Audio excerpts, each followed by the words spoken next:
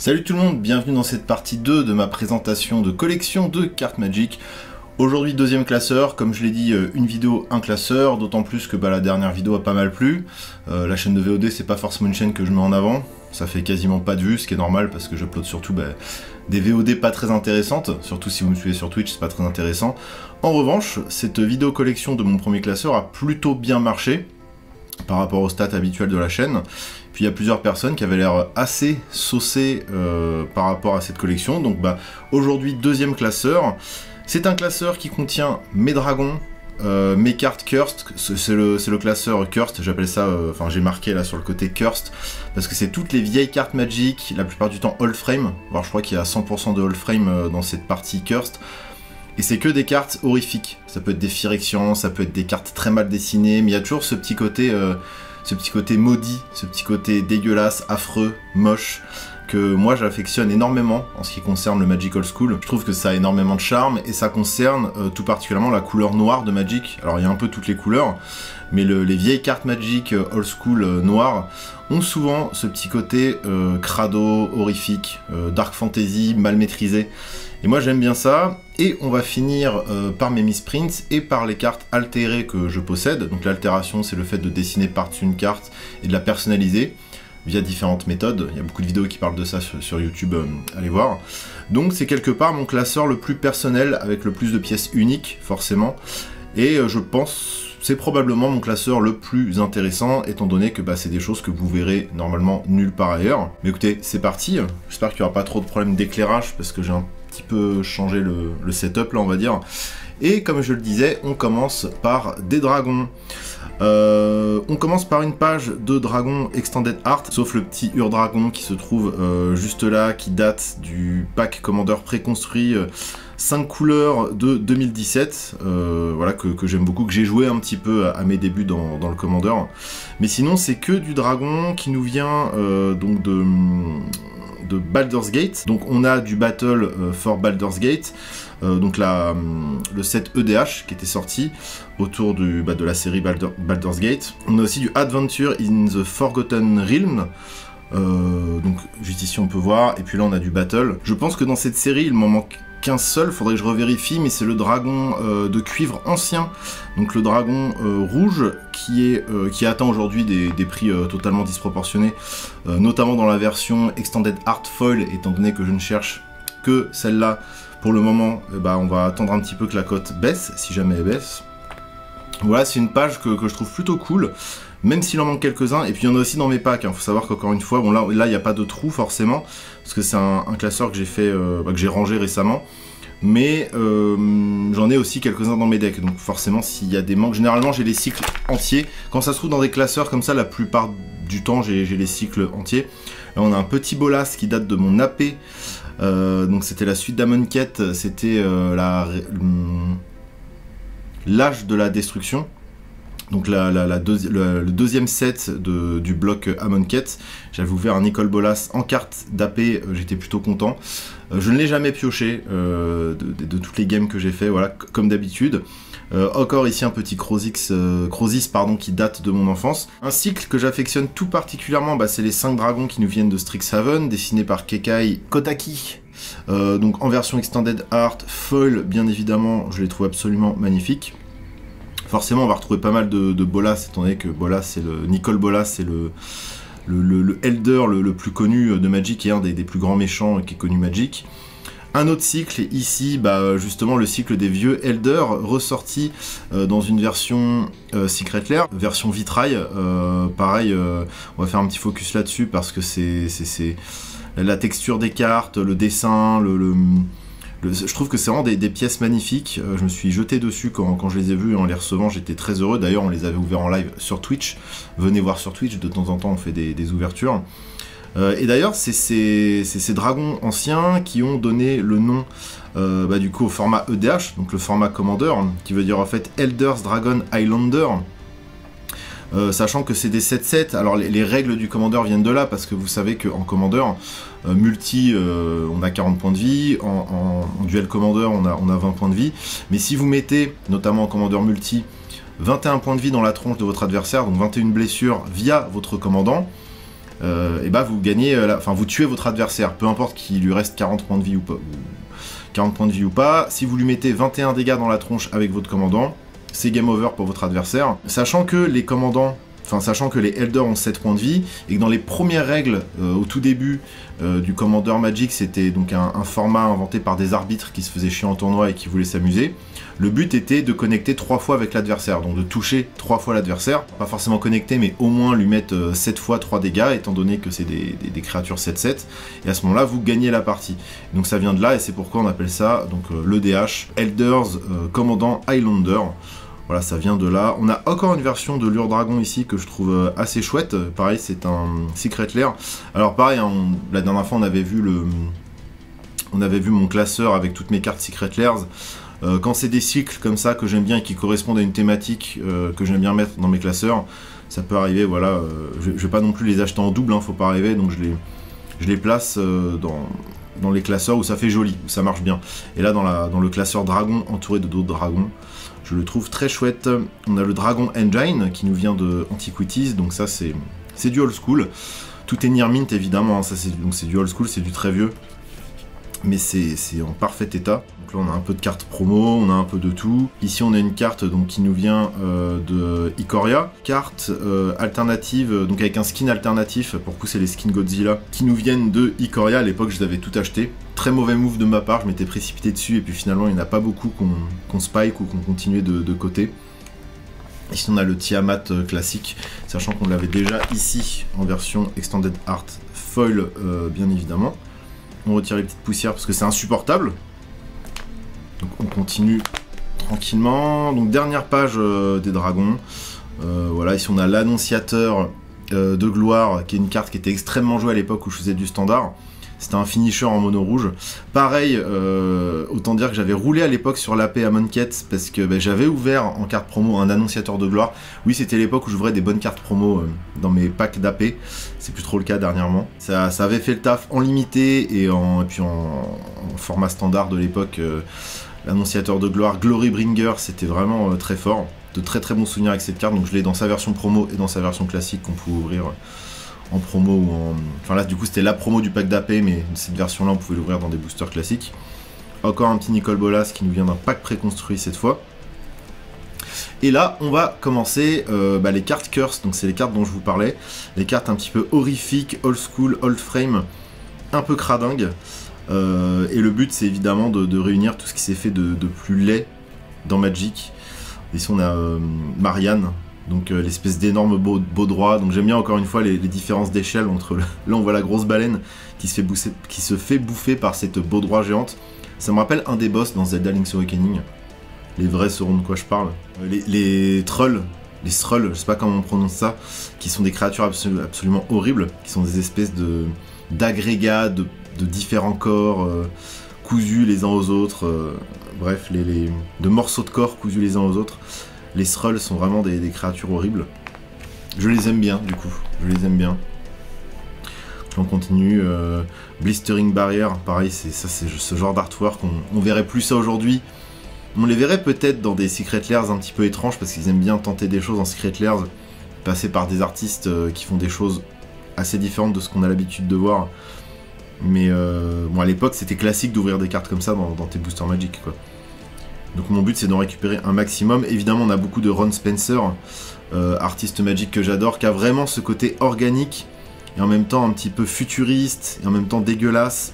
Il a vraiment une patte particulière.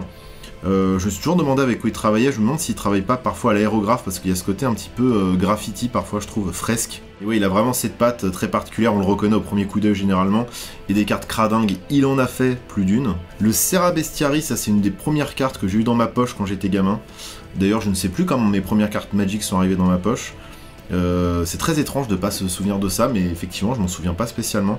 Pareil, la régénération fait partie des premières cartes Magic que j'ai eues.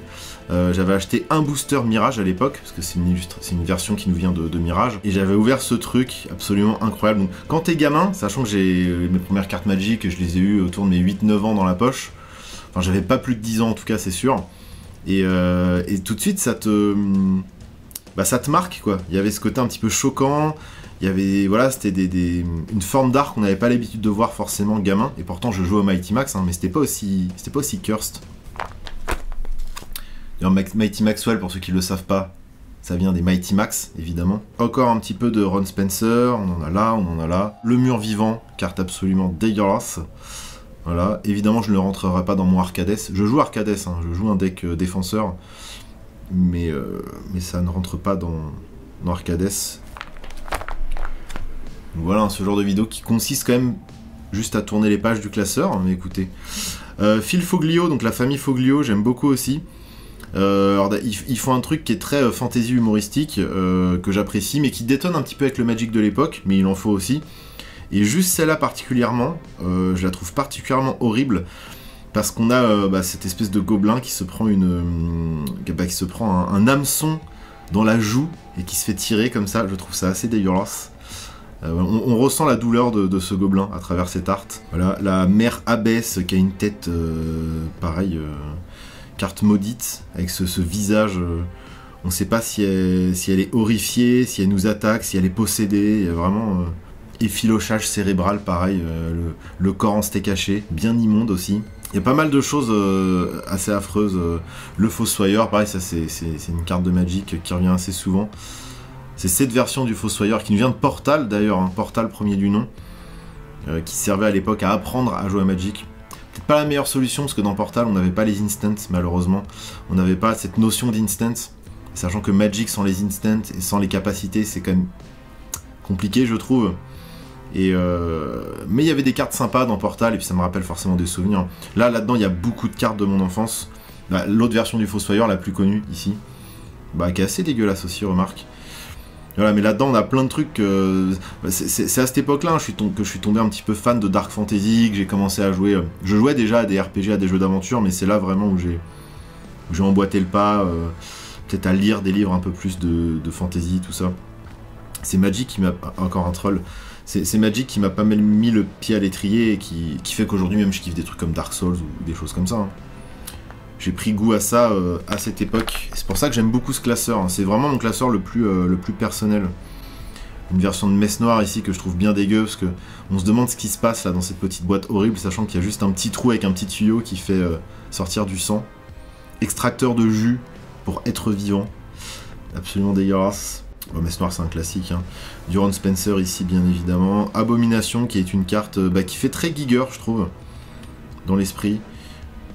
Mark Teddin qui a ce truc un petit peu gigerien et qui est assez pareil, assez cursed. Les pauvres rats de laboratoire avec leur petit trou à la place des pattes. Le Talid qui est un vieux fungus, donc qui existait en plusieurs versions il me semble, mais celle-là est vraiment dégueulasse quoi. Tu te réveilles avec ça au pied de ton lit et horrible petite créature, horrible petit diable, vraiment. Encore du Ron Spencer ici, avec le scarabée qui vient de récupérer un œil, qui roule son œil. Ouais, j'adore. Perso, c'est vraiment... Donc voilà, je récupère toutes les cartes maudites. Le problème, c'est que Magic, ça s'est un petit peu aseptisé avec le temps. Alors, il y a de très belles choses. On retrouve ce côté horrifique aussi. On l'a eu dans All Will Be One. Donc, un des récents sets où on retrouve les Phyrexians, qui sont des grands méchants de Magic. Il y a quelques cartes comme ça, un peu cursed, mais pas autant qu'à l'époque. À l'époque, ils n'hésitaient pas à mettre le paquet sur le côté horrifique, sur le côté cradingue. Encore un troll ici, pareil, qui est vraiment immonde, genre... Il y a un côté Silent Hill, je trouve, vraiment, dans ces cartes. On retrouve un côté Silent Hill dans certaines cartes, évidemment. Notamment dans les trolls. Toutes ces larves, crado également. Ici, on a le Spike Drone. Mais j'aime bien le côté Worm, le côté larve, le côté Maggot. Tout ce qui est rampant et gluant. Gluant, mais appétissant. Moll Worms, ici, par exemple. Il y a vraiment, pareil, là, ça peut rappeler certaines créatures qu'on a dans les Souls.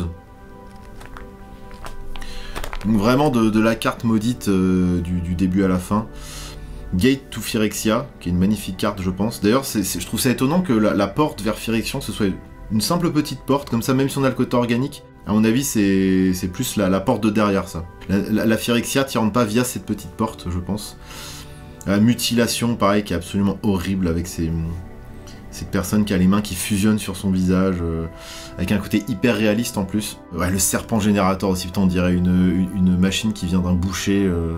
qui vient de chez le boucher, quoi, et qui génère des serpents. C'est vraiment... Tout est... Quand tu te penches sur certains artworks, ça donne des hauts le cœur. Hein.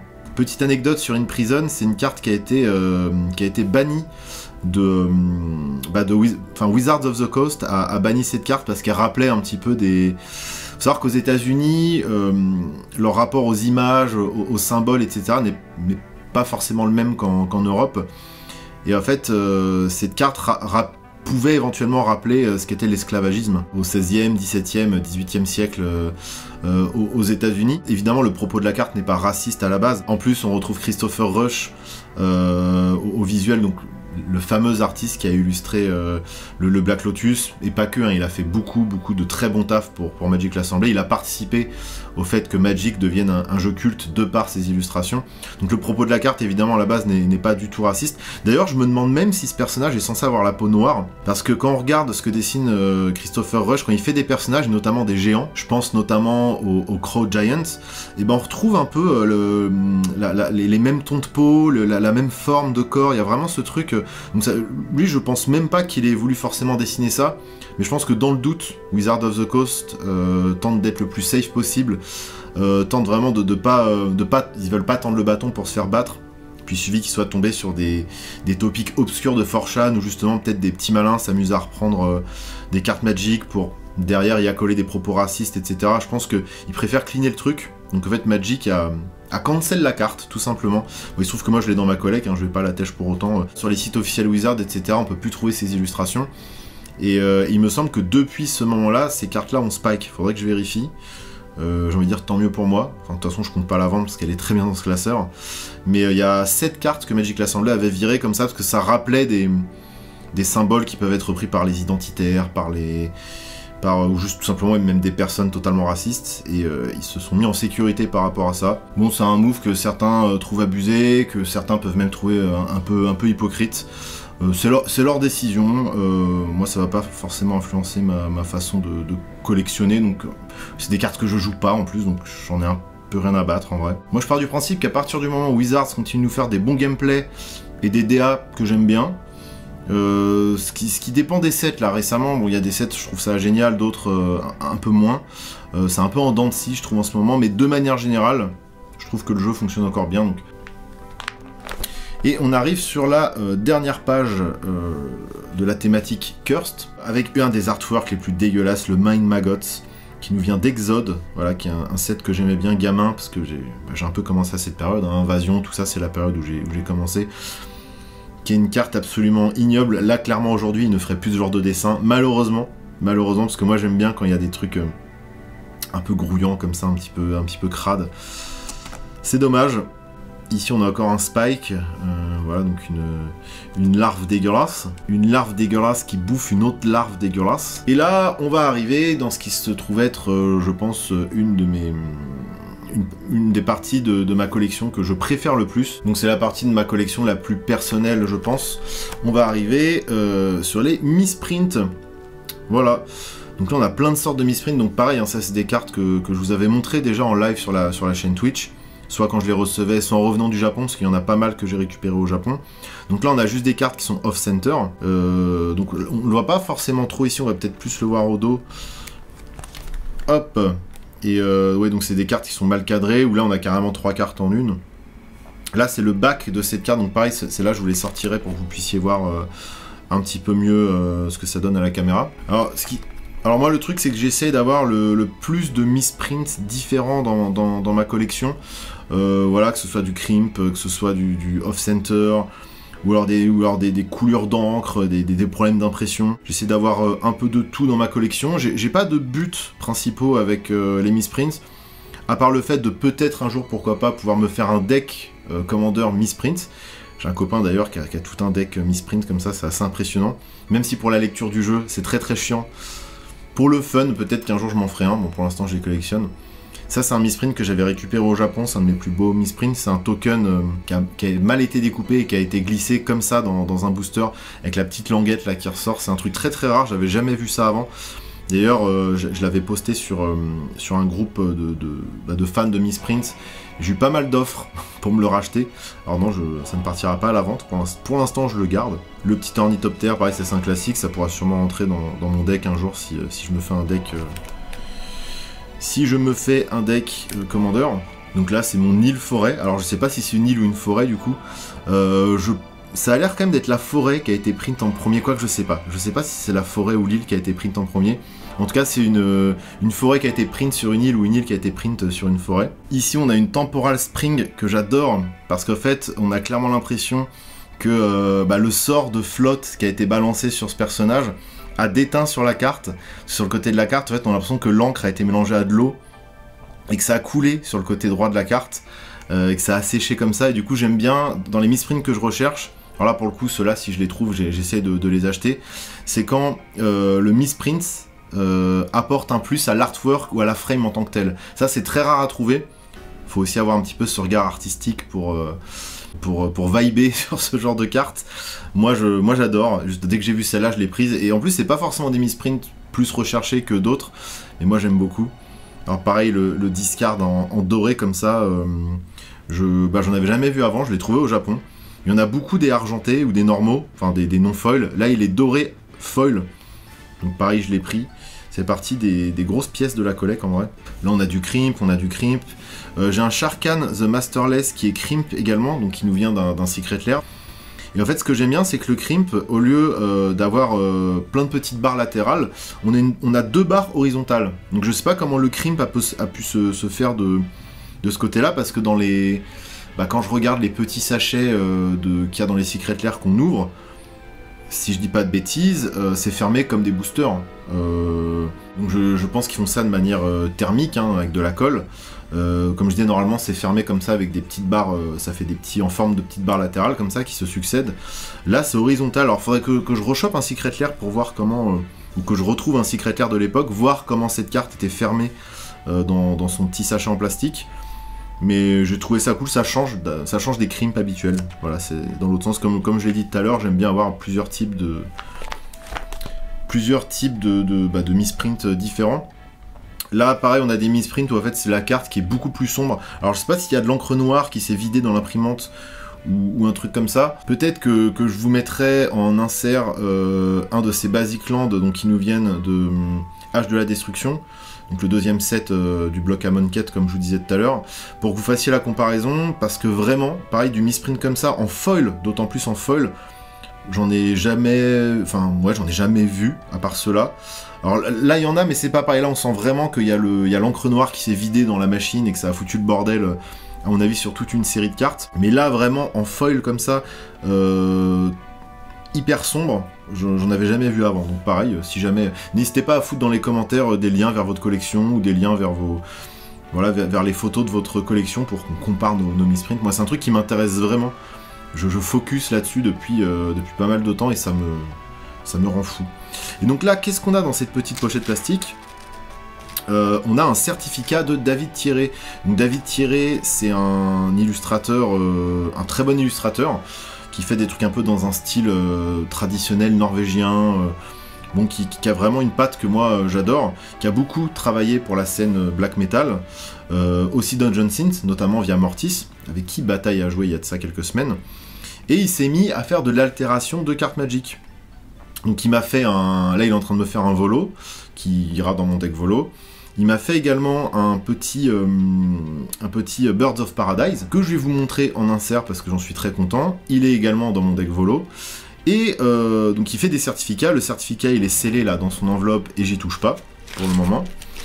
Et là on a le deuxième certificat, le troisième je vais bientôt le récupérer. Et quand je suis allé jouer au Dark Dungeon Festival, il a ramené pas mal d'altérations, il vendait pas mal d'altérations qu'il avait fait.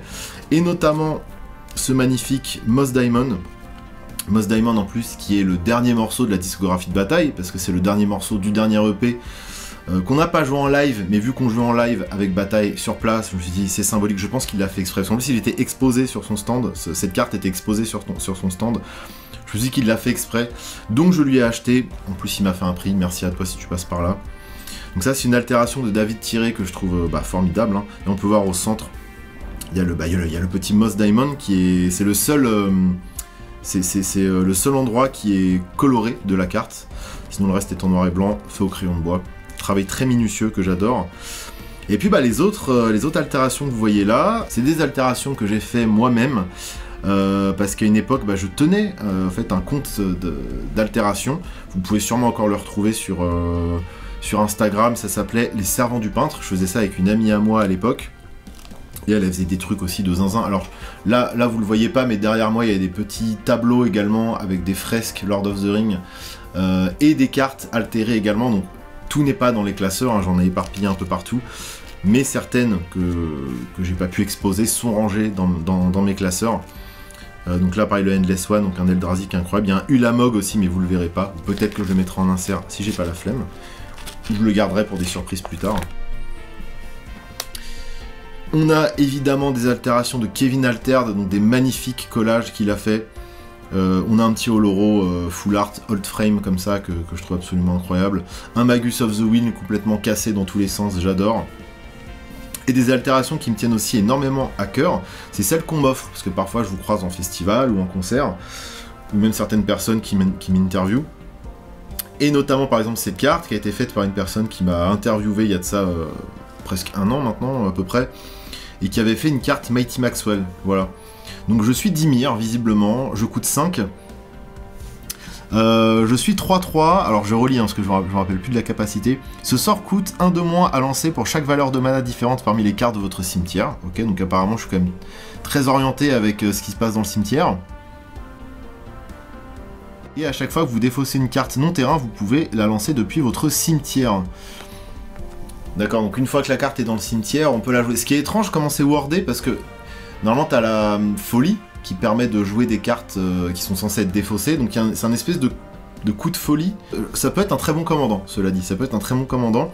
Je sais pas si c'est wordé comme il faut pour du Magic, mais en tout cas c'est très drôle, l'illustration est très sympa. Et puis on a Catacombs, alors ça pareil on me l'a offert quand j'étais au Dark Dungeon, donc je suis revenu du Dark Dungeon les poches pleines, j'étais très heureux. Donc j'ai demandé à la personne de me le dédicacer quand même pour avoir le souvenir. Donc en fait c'est une carte Magic qu'il a fait lui-même et qui est accompagnée de la tape, parce que en fait Catacombs est un projet de Dungeon Synth français si je dis pas de bêtises, en tout cas la personne était francophone. Et donc il offrait une carte Magic qu'il a fait lui-même avec sa tape. Et donc quand même il me l'a offert, il m'a offert cette tape, cette carte, et je lui ai demandé quand même de me la signer en souvenir à cette journée qui était assez cool. Donc ça pareil c'est des altérations que je garde. Donc on est plus sur du...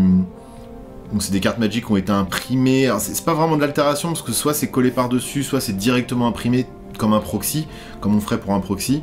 Alors c'est quand même en dur, hein, ça a le back et tout, c'est de la carte Magic normale et c'est la texture d'une carte Magic normale, mais c'est pas de l'altération en tant que telle. Enfin, remarque si c'est une technique d'altération, mais c'est pas redessiné par-dessus la carte, c'est ça que je voulais dire. Et nous avons enfin fait le tour de ce classeur, donc voilà, je suis très content de vous présenter cette petite collection, hein. C'est peut-être pas, il y a peut-être pas du P9, il y a peut-être pas des cartes qui valent des milliers et des cents, mais en tout cas, il y a de la pièce unique, il y a des choses que je trouve assez cool quand même. Moi je suis assez content de ma collection. Il nous reste encore pas mal de classeurs à explorer, hein, donc on verra pour les prochains. Je pense que c'est clairement celui où j'avais peut-être le plus de choses à raconter, sachant qu'on avait les misprints et les altérations. D'ailleurs les misprints, voilà, alors, allez voir ce que c'est, j'ai peut-être pas expliqué en long et en large ce que c'est ici, mais les misprints, bah, tout est dans le nom, hein. C'est les cartes qui ont réussi à passer outre le contrôle qualité. Moi c'est quelque chose qui littéralement me fascine, parce qu'il y a des misprints parfois qui sont totalement cassés. Alors ça peut être aussi sorti parfois ça peut être parfois sorti de l'usine par des gens qui travaillent là-bas, quoique c'est très dangereux je pense de faire ça. Puis bah c'est souvent des trucs qu'on va retrouver dans les boosters aussi, dans les produits scellés. N'hésitez pas à me dire dans les commentaires si ce genre de vidéo vous plaît toujours.